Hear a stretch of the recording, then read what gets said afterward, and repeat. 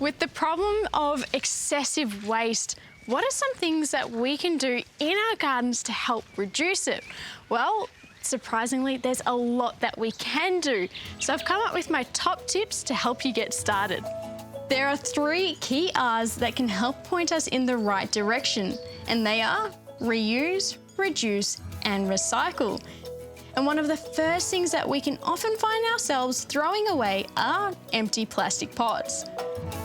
Instead, reuse them to sow new season seeds or to pot on plants for further development. And once these pots have been used so many times that they are no longer usable, then recycle them. Another hack that I've been using a lot in my garden this season is to use empty egg cartons as seedling trays. And they're really easy to use. So once your seeds have germinated, simply just tear off the egg carton and then plant your seedling into the garden.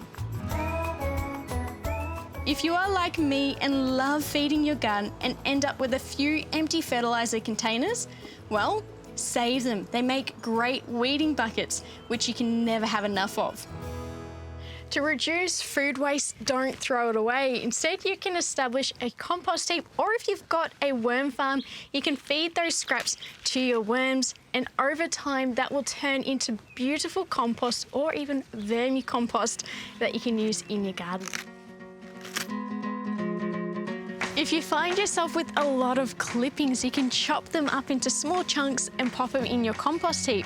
Or if you have a lot of branches, you can put them through a mulcher and create your own homemade mulch, just like I have done in this garden bed here.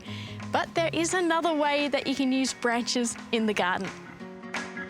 Long tree branches can be reused to stake up plants that require support, like veggies, roses, and even other climbing plants. And if you find yourself with a number of branches, you can make an obelisk with a little bit of string, which I love the look of. With a little bit of creativity and planning, we can really reduce the amount of waste in our gardens.